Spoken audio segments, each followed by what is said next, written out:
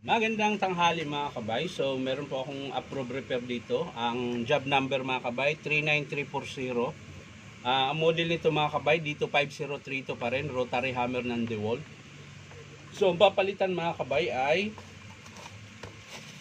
ito po, brass holder set mga kabay, may kasama na siyang bearing.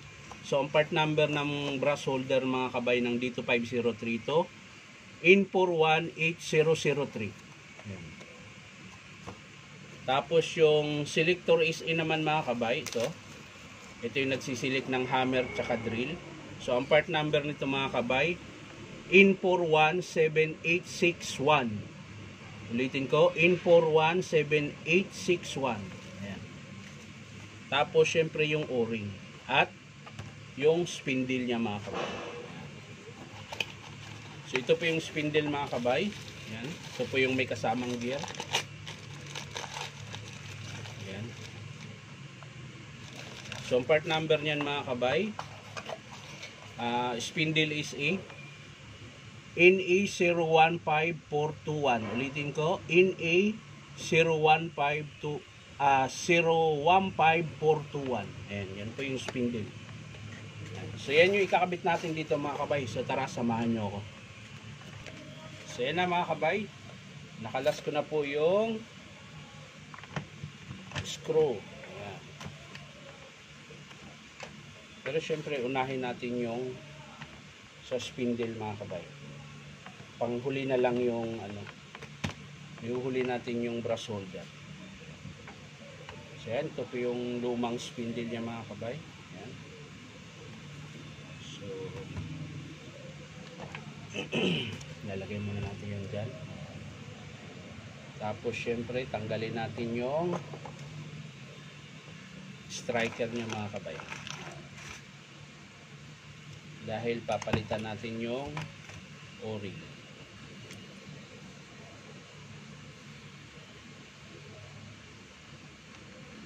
So ito yung bagong o-ring mga kabay, kakabit natin. So lagyan lang natin ng grasa mga kabay dahil wala na po siyang grasa.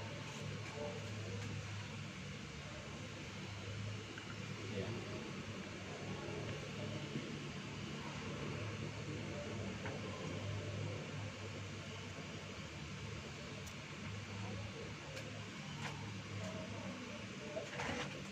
Tapos lalagay natin yung kanyang spindle na bago.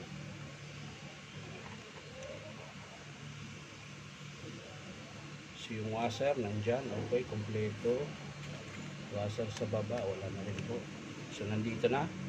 Lalagay na natin mga kabay. Ayan. Tapos yung screw natin.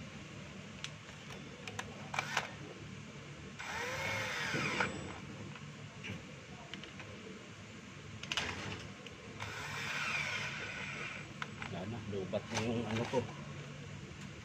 lubat na yung battery.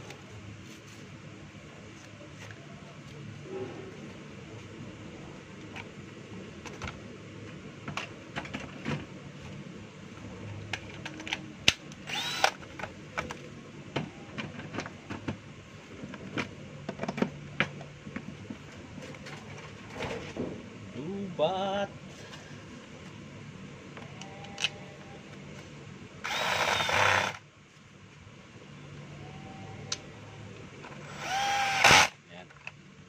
Tapos sunod mga kabay, huli lang natin yung lever kasi para maikot natin.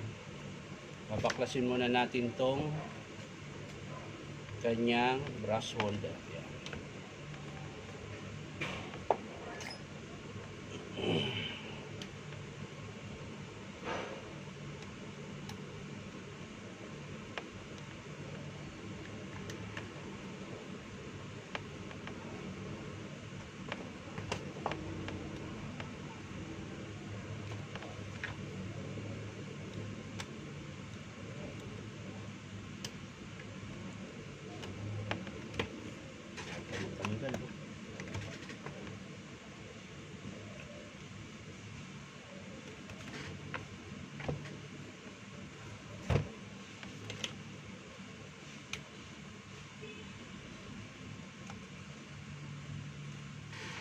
mga kabay, kakabit na natin yung bagong brush holder.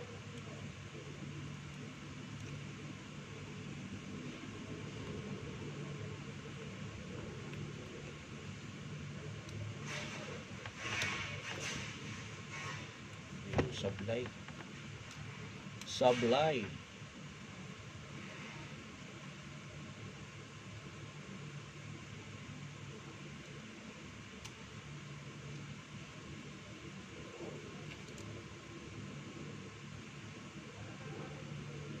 Ayaw. Masyadong nakalubog yung yung terminal mga kabay. Kailangan natin ibuka konti. Yan.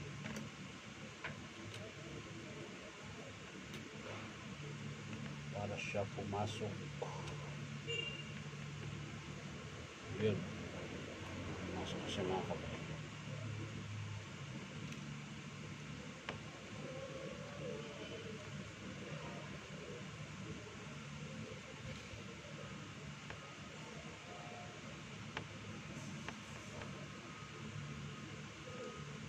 Loko tayo nito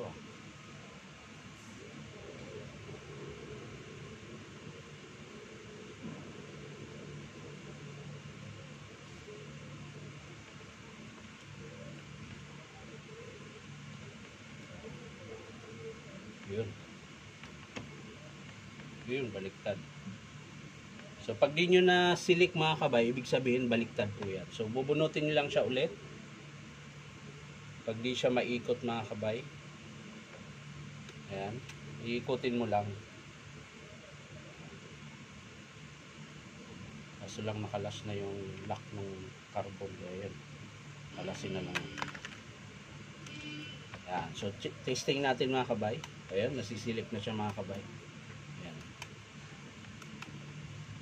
So i-screw na natin mga kabay.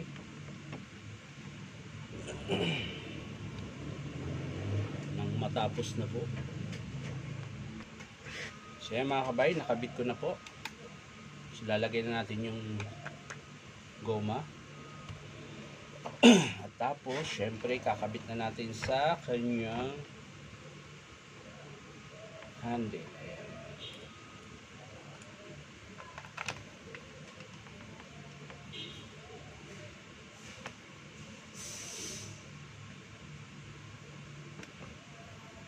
Sara natin.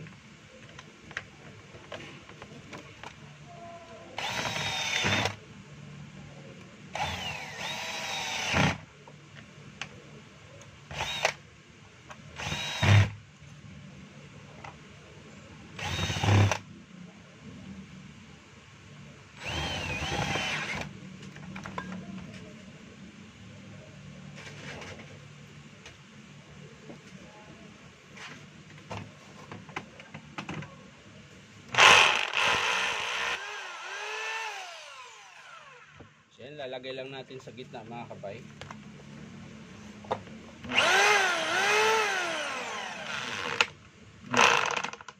Yan. Kailangan nasa gitna yung spring para maipasok natin yung lever niya mga kabay.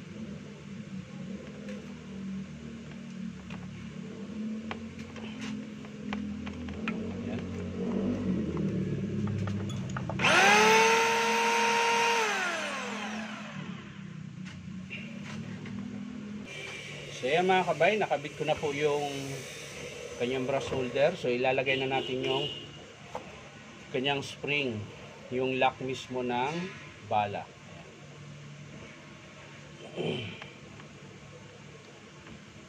Siyempre yung kanyang kulak. At yung kanyang self-free.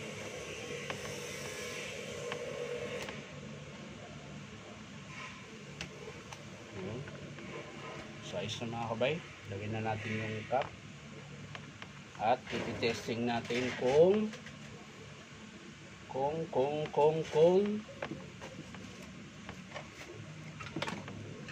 okay na ba yung kanyang hammer. Kaya mga kabay, naka-hammer na po yan, titesting lang natin.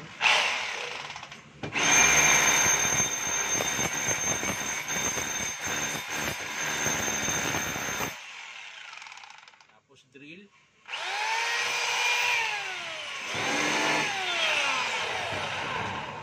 So okay na mga kabay. So ulitin ko lang mga kabay, pinalitan natin spindle, ayan, brass holder, tsaka lever. Ayan, tatlo po. Tsaka o-ring pala. Ayan. So yan lang mga kabay, maraming salamat sa panunood at pa-like and share na rin po. At syempre po, subscribe niyo po ito aking YouTube account na Inom Tabay. So maraming salamat mga kabay. Bye-bye.